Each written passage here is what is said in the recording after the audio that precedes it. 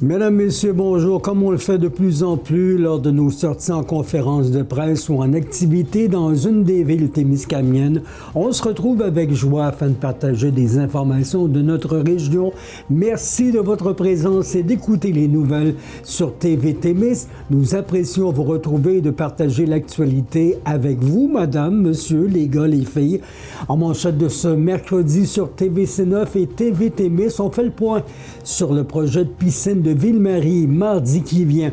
Des nouvelles froides ou fraîches du Festi-Troc. Puis là, on regardait au niveau du calendrier des autres courses qu'il y a à l'intérieur du Québec. Il y en a beaucoup vers la fin de l'été, au mois d'août. Il y en a plusieurs. D'abord, cependant, Sûreté du Québec, les beaux lieux se succèdent. L'agent de communication à la Sûreté du Québec en Abitibi-Témiscamingue, ainsi qu'au Saguenay, au Lac-Saint-Jean, que sur la Côte-Nord, le sergent Hugues Beaulieu, qui a eu la chance, il y a quelques semaines, de rendre visite à sa fille Gabrielle, qui cadette pour une deuxième année consécutive au sein de la Sûreté du Québec. Est bien présente la cadette Beaulieu qui avait vécu l'expérience l'été dernier alors qu'elle était en poste dans la MRC d'Abitibi-Ouest au poste de la Sarre. Cette année, alors qu'elle termine son diplôme d'études collégiales en technique policière au Collège d'Alma, elle a postulé à nouveau au programme des cadets de la SQ. Sa candidature qui a été retenue et elle a été assignée au poste de la MRC du Lac-Saint-Jean-Est.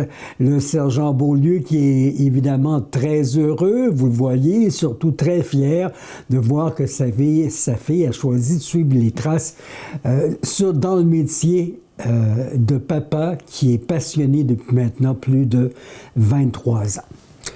La première semaine nationale de reconnaissance des brigadiers et brigadières scolaires est en cours jusqu'au 2 novembre sur le thème « Merci de veiller sur notre sécurité ».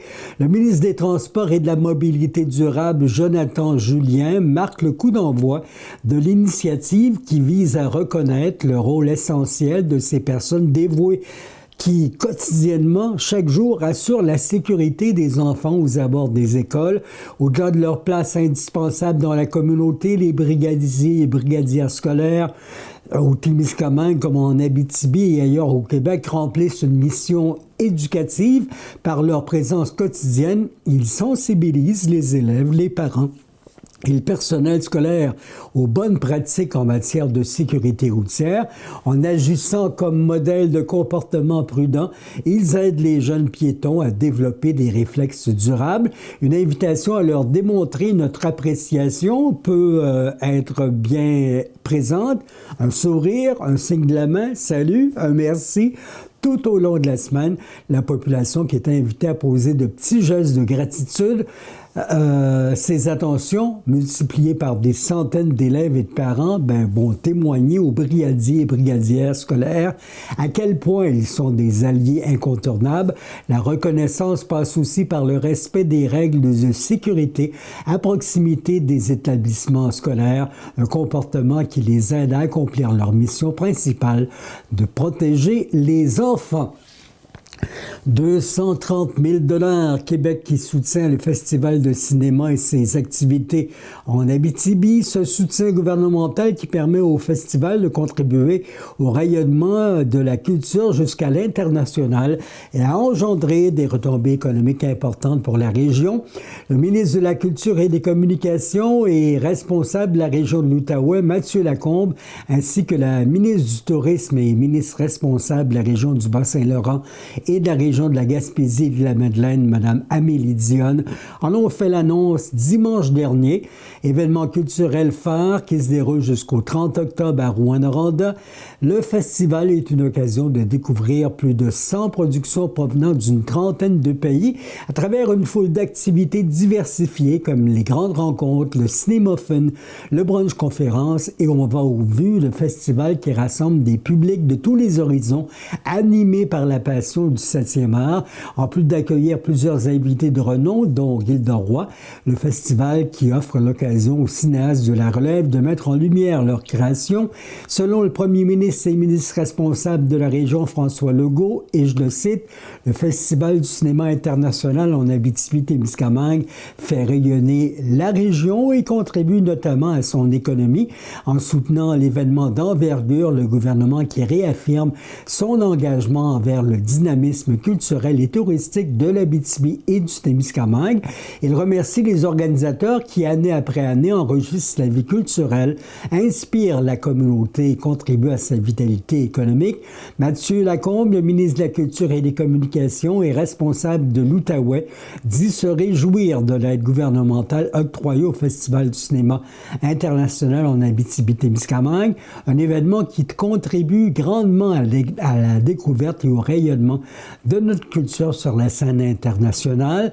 Prenant place dans divers lieux bien connus de la région, dit-il, le festival permet de profiter de nos nombreux joyaux de diffusion culturelle et d'honorer ces espaces essentiels. C'est mardi prochain qu'a lieu l'Assemblée générale annuelle, l'AGA, du complexe des eaux profondes, le CEP, le 4 novembre, 19h à la salle du conseil de la MRC de Témiscamingue, au 21 rue Notre-Dame-de-Lourdes à Ville-Marie. Ce sera l'occasion de faire le point sur la situation du projet pour une nouvelle piscine au Témiscamingue.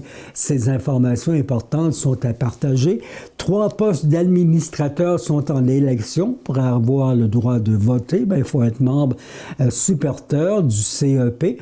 Actuellement, il n'y a pas de cotisation pour devenir membre. Si vous n'êtes pas membre et souhaitez le devenir, veuillez le communiquer à l'adresse courriel complexe des eaux profondes à gmail.com. Vous devez confirmer votre présence.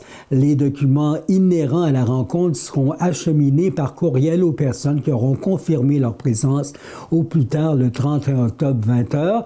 Il est possible d'assister à l'Assemblée en mode virtuel si la demande est faite avant le 31 octobre. Par souci pour l'environnement, il n'y a pas de copie papier sur place, mais une projection des documents.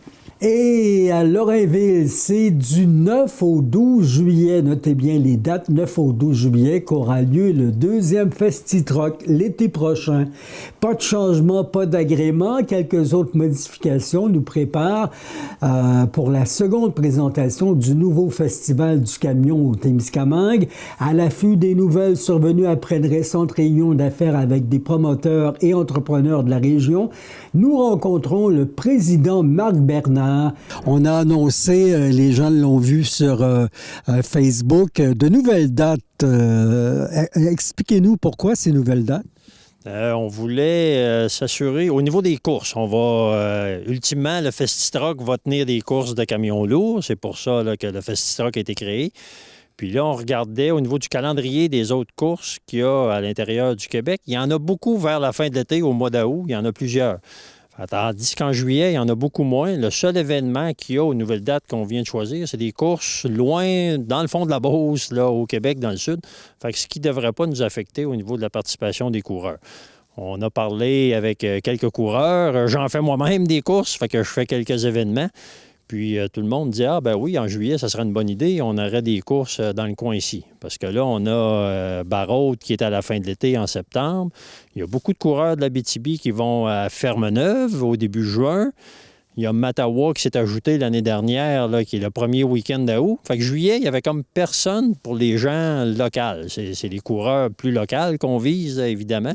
Fait qu'on se dit en juillet, ça pourrait être un bon week-end pour nous pour organiser des courses. Fait qu'après en avoir parlé avec quelques coureurs, oui, ils disaient ça serait le fun, effectivement, en juillet.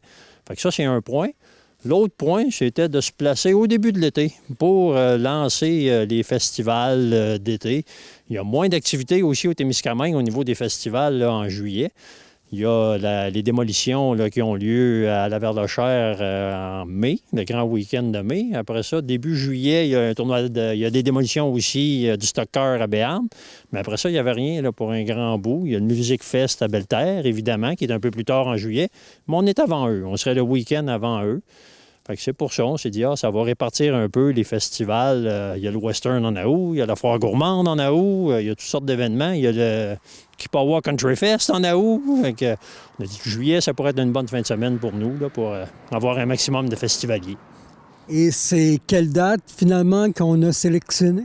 C'est la bonne question. Les dates par cœur, c'est autour du 12-13 juillet, 11-12-13 juillet, là, dans ces week-ends-là, là, dans ces dates-là. Je n'ai pas le calendrier devant moi, là, mais c'est le... J'avais vu, moi, le 16, du 12 au 16, ça se peut-tu? Ça se pourrait, là. C'est du jeudi au dimanche. Là, le jeudi, on veut répéter là, avec le bingo, là, comme on avait fait l'année passée, là. L'ouverture du festival avec le bingo. Puis après ça, vendredi, samedi, dimanche, là, les soirées. Puis si on peut en venir à bout d'avoir une piste pour cette année, on aurait des courses cette année, là. Vous allez voir bientôt, là, ça va commencer. On a eu une rencontre avec des entrepreneurs il y a 2 semaines, plusieurs entrepreneurs du coin qui veulent s'impliquer bénévolement, donner du temps avec de la machinerie. Ils ont des employés de ces entrepreneurs-là qui se sont offerts aussi pour venir conduire une pelle, un boule. Fait que normalement, ça devrait commencer cette semaine. On devrait commencer à déplacer de la terre là, sur le terrain là, qu'on a à Lorrainville là, pour ça, là. Donc, c'est agréable, là. La population veut s'impliquer et veut collaborer monétairement, si on peut dire, en y allant de bénévolat. Donc, pour un président, c'est une bonne nouvelle, ça. Oui, c'est très intéressant. Ça a été le fun de voir la réponse quand on a fait un appel à tous là, pour les entrepreneurs. Il devait y avoir 8-9 entrepreneurs qui sont venus nous voir, ils ont été marcher le terrain, ils ont donné leur idée, c'est parfait. Ces gens-là sont habitués là, de faire de la construction de route, de la construction de chemin. Fait que c'est super de voir ça, là, la réponse de tout le monde là, qui est prêt à donner. Ben moi, je peux faire ça, moi, je peux faire ça, je peux fournir un équipement. Je n'ai pas de chauffeur, mais moi, je peux le chauffer. Fait que c'était vraiment agréable. Là. Tout le monde répond bien là, à date. Là. Fait que c'est pour ça qu'on veut commencer cet automne, faire la forme de la piste, laisser l'hiver faire son œuvre, faire travailler ce terrain-là. Puis après ça, au printemps, là, paver le tout. Là, si on peut travailler là, tous ensemble vers ça, là, ça serait le fun d'avoir une piste pour l'an prochain. On a le terrain là, qui nous a été, qu'on a avec la municipalité de Lorrainville. Si vous, en sortant de Lorrainville, quand on se dirige vers Béarn, il y a Maison Eureka qui a construit là, son usine là, de fabrication de maisons. On est comme en arrière d'eux, en face du relais de VTT. On a cette parcelle de terrain-là qui s'en va vers le garage municipal là, de Lorrainville. Fait qu'on partirait du fond du terrain vers la route 391, celle-là. Fait qu'on a comme un rectangle de terrain là, en arrière de Maison Eureka. Là. Fait que c'est là qui serait notre terrain. Pour vous, c'est un endroit bien situé pour ce genre de compétition-là? Oui, c'est un beau terrain. Il y a grand, on a en masse grand. Il y a une petite dénivellation. Ça paraît pas beaucoup quand on est au chemin, mais si tu t'en vas au fond du terrain vers le sud, pardon, en t'en venant vers la route, on voit qu'il y a quand même une dénivellation naturelle qu'on va pouvoir travailler un peu avec les équipements qu'on va avoir là. Et la municipalité de Lorrainville vient de faire une rue entre Maison Eureka et le relais de VTT qui pourra nous servir aussi là, pour accueillir nos gens, nos camionneurs, nos visiteurs. Et en passant à ça, vous croyez qu'on est en mesure de peut-être aller de l'avant cet été? On va travailler fort cet hiver là, pour trouver des moyens de financement parce que c'est bien beau, il y a du bénévolat qui va se donner, mais ça ne sera pas tout en bénévolat. Là, une construction de piste, là, il y a de la clôture, il va y avoir de l'asphalte, de la gravelle à faire là-dessus. Fait que là, on va regarder, là, on s'affaire à ça là, dans les prochaines semaines, là, à regarder comment on va pouvoir financer cette construction-là. Idéalement, ça serait le fun d'avoir ça cet été, sinon ça ira à l'autre été. Donc, ça veut dire que les gens vont voir de l'action au cours de l'hiver, là, aux alentours du terrain. On veut faire ça au mois de novembre, là, idéalement, là, si on pouvait faire la forme de la piste, graveler. Il y a du drainage aussi à faire dans le champ. Là. C'est un champ brut, si on peut dire. Là. Fait qu'on veut drainer aussi là, pour que ça reste solide. Là. Fait qu'on veut faire ça cet automne là, avant les gelées. Et vous allez l'annoncer à la population d'ici et d'ailleurs, aussitôt qu'on sera en mesure de savoir si des courses pourront avoir lieu au mois de juillet l'année prochaine. Oui, c'est ça. On est aussi à booker le reste de l'événement, là, les spectacles et autres activités là, qu'on va avoir lieu. On a des rencontres là, aux 3 semaines, là, le comité organisateur. Fait que d'ici là, il va y avoir des annonces à faire là, pour les shows puis autres activités. Puis en même temps, la piste fera partie des annonces aussi. C'est ça, on veut miser là-dessus. Là. On a vu que l'année passée, la population locale a très bien répondu à venir assister aux diverses activités, comme vous avez dit, autant familiales que des spectacles. Fait que oui, on veut continuer dans ce même créneau-là, continuer à divertir la population avec différentes activités. Là. Assemblée des préfets de la MRC, plusieurs décisions adoptées. Le conseil de la MRC de Témiscamingue qui s'est réuni le 22 octobre dernier, mercredi passé, à Ville-Marie pour sa dernière séance avant les élections municipales et à la préfecture. Une rencontre marquée par l'adoption de plusieurs décisions importantes pour le développement du territoire, ainsi que par les mots de reconnaissance adressés à Mme Claire Bolduc, préfète depuis 2017, qui présidait sa dernière séance du Conseil. La MRC qui a entre autres reconduit son appui à l'entente de rétablissement du Touladi au réservoir Kipawa pour une période de 5 ans. Une contribution annuelle de 6 000 $ tirée des surplus du territoire non organisé permettra de poursuivre les efforts d'ensemencement et de conservation de cette espèce emblématique du Témis. Les élus de la MRC ont aussi fait cession d'un deuxième ensemble d'équipements de sauvetage en milieu isolé, le SUMI, à la ville de Témiscamingue. Cette décision permettra de consolider la capacité d'intervention de Témiscamingue lors d'urgences sur les plans d'eau et en zone éloignée, tout en optimisant l'utilisation du matériel déjà disponible sur le territoire. Enfin, il y a 2 projets qui ont été retenus dans le cadre du Fonds québécois d'initiative sociale, la maison Les 4 saisons du Témiscamingue en santé mentale et dépendance et le transport adapté collectif du Témiscamingue en autopartage communautaire. Chacun va recevoir un appui de 40 000 $. Et cette séance marquait, je vous le disais, la dernière présidence de Mme Claire Bolduc, élue préfète au suffrage universel en 2017. Les élus et l'équipe administrative lui ont exprimé leur vive reconnaissance pour son leadership rassembleur, sa rigueur et sa profonde humanité.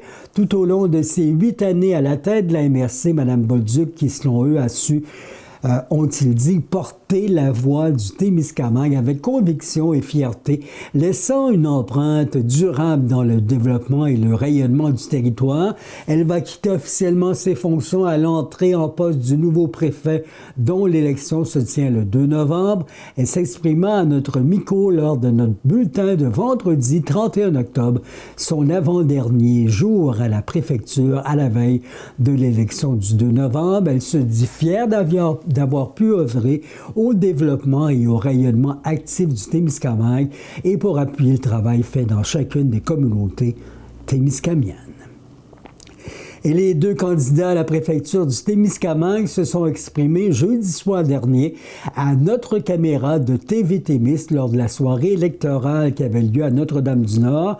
Il est temps, en prévision de l'élection du 2 novembre, que vous entendiez et regardiez Reynald Barry, candidat pour la 3e fois au titre de préfet témiscamien, et Martin Lefebvre, ex-maire de Ville-Marie.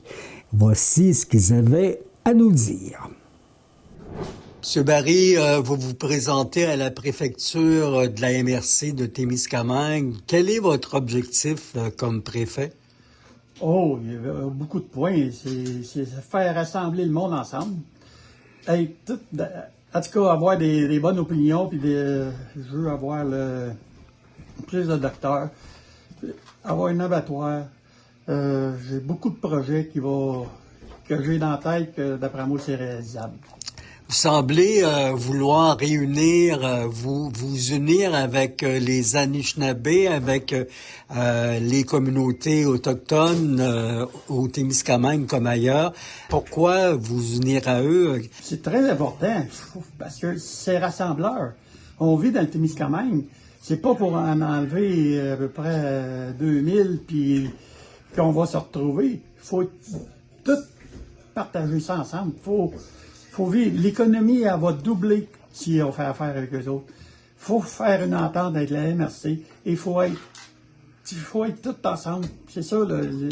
Sans ça, là, on est déjà comme dans Choudnout qui appelle. Mais là, il faut remonter la côte. Parce que là, 8 ans, ça allait pas pire. Mais aujourd'hui, là, plus ça va, là, plus on dégrade. Les usines ferment. Témiscamingue, ils n'ont même pas de corridor. Il faut qu'ils fassent 5-6 heures pour aller à Rouen. L'avenir, là, est avec eux autres. C'est quoi la solution de Ronald Barry pour régler toutes les difficultés, tant au niveau des médecins qu'au niveau de nos routes, au niveau de tous les dossiers qui demandent une intervention? Moi, je dis que on est rendu avec un ministre, que le premier ministre est notre ministre. Fait que il faut y parler. Il faut qu'on l'invite quand je serai élu. On va l'inviter à venir à Ville-Marie, pas en Abitibi, là. Et s'il veut y aller, il ira, mais il faut qu'il vienne passer 2 jours au Témiscamingue, voir c'est quoi le Témiscamingue. Ça serait bien important à les montrer, là, qu'est-ce qu'on a. Parce que quand tu sais rien, tu sais rien. Mais quand tu vois quelque chose, ça te donne des idées par après. On fait quoi pour relancer la foresterie? C'est quoi qui est important pour la relance des usines? C'est comme j'ai dit tantôt, tant que les usines, ils ne rouvront pas tant que les Anishinaabe ne feront pas une entente avec la MRC. C'est officiel. Aussitôt que j'arrive de Belle-Terre, là, puis on en a encore parlé, tant qu'il y a aussi longtemps qu'il va y avoir de la dispute, ça ne marchera pas. Vous parlez de dispute pour la récolte des arbres. Les arbres appartiennent aux Autochtones? Les arbres appartiennent, ils appartiennent au Québec, mais qu'est-ce qui arrive? Parce que les coupes sont pas à bonne place. Ils veulent, les foresteries, ils veulent prendre les arbres entre 6 et 8 pouces. Ils sont pas mûrs encore. Puis là, ceux qui sont mûrs à 10 pouces, ils les laissent là parce que les foresteries font moins d'argent avec. C'est pour ça la grosse dispute, la loi 97. Parce qu'ils vont boucher d'où c'est plus payant, puis qu'est-ce qui est pas payant, ils le laissent là. C'est ça qui arrive. C'est pour ça qu'il y a tant d'accidinage que ça. Fait qu'en faisant des ententes avec la MRC, puis tout le monde va être sur la même longueur d'onde, puis ils vont pouvoir aller boucher d'où ce que les deux sont d'accord. Quand il y en a qu'un d'accord, ça marche pas. Les deux, faut qu'ils dansent ensemble. Ronald Barry, depuis 30 ans qu'on parle d'un abattoir au Témiscamingue. Vous avez une solution pour ce dossier-là? Il faut un abattoir. On est parlé il y a 8 ans, on est parlé il y a 4 ans, on est parlé aujourd'hui encore. Mais il nous faut un abattoir pour l'économie du Témiscamingue. Si on n'a pas ça, on va encore acheter tu vas manger, tu vas aller acheter ton bœuf haché qui vient de tu sais pas où. Mais en faisant un abattoir, en commençant par le Témiscamingue, un abattoir, je suis sûr qu'elle va être rentable, ça va coûter à peu près 7 millions. Les contribuables n'auront pas besoin de payer. Après ça, on pourra s'étendre. Quand le Témiscamingue, ils vont avoir la viande qu'ils veulent, après, on ira en Abitibi, peut-être leur bord en Ontario, mais il faut commencer par le Témiscamingue. D'accord. M. Barry, on vous souhaite un bon succès dans l'élection à la préfecture. Un dernier mot avant? Oui, qu'est-ce que je voudrais, là? On n'a pas parlé ce soir, mais j'aurais bien aimé parler des commerces à proximité. On parle à peu près... Là, on a 19 municipalités. Il y a 6 municipalités qui ont plus que 2 magasins dans la municipalité. Ça veut dire qu'il y en a 13 qui n'ont un ou qui n'ont pas. Moi, là, qu'est-ce que je veux faire, c'est d'essayer de rassembler encore, puis à trouver une stratégie. Comment qu'on pourra faire pour garder ces petits commerces-là? Sans ça, qu'est-ce qui va arriver? Là, il n'aura plus à un moment donné. Vous regardez Fougerville, il n'y a rien. Vous regardez La Force, il n'y a plus rien. Andely, il est fermé. Gig, ils ont perdu le dépanneur. Il faut que ça l'arrête, là. Vous l'avez dit, l'économie descend. Il faut qu'elle remonte. Pourquoi la préfecture? Ben, écoutez, quand on a su que Mme Bolduc ne revenait pas, elle avait fait quand même un bon travail en fait de visibilité pour le Témiscamingue, travailler avec l'ensemble des maires des maires du territoire. On disait qui peut aller sur cette chaise-là, parce qu'il peut y avoir plusieurs possibilités. Moi, je trouvais que c'était avantageux pour ma part d'y aller, parce que j'avais l'expérience municipale pour avoir été conseiller, pour avoir été à la mairie dans le dernier mandat, le dernier quinquennat. Ouais. C'est sûr que je n'étais pas tanné de la mairie, de la ville-mairie. On était dans des projets intéressants. Mais le Témiscamingue a besoin de se serrer les coudes. J'ai le besoin de travailler avec les mairesses et les maires Témiscamingue de tous les secteurs. pour la situation économique qu'on vit, on a parlé souvent de logement. On parle encore dernièrement d'itinérance. C'est pas simple, ce dossier-là. Écoutez, il faut travailler ensemble. Puis moi, j'ai souvent dit, puis je me répète, là, mais le Témis, on était là, puis on va tout faire pour être là encore demain. On a des enfants qui sont au Témiscamingue, on a de la relève qui sont ici. Il faut travailler sur l'emploi, il faut travailler sur l'économie. On a un beau milieu humain. Puis pour moi, je pouvais pas ne pas vouloir m'y impliquer. Alors, j'ai donné ma candidature en sachant qu'il pouvait y avoir d'autres personnes. Et puis, je me suis lancé. Puis, écoutez, ce soir, ben, on est notre mise en candidature, elle est là. Puis, on avait une belle soirée à Notre-Dame-du-Nord. Et j'ai eu des questions intéressantes, pertinentes. Et puis, mais c'est un travail d'équipe. Moi seul, je fais pas de miracle. On va le faire avec les maires et les restes qui sont élus à partir du 2 novembre.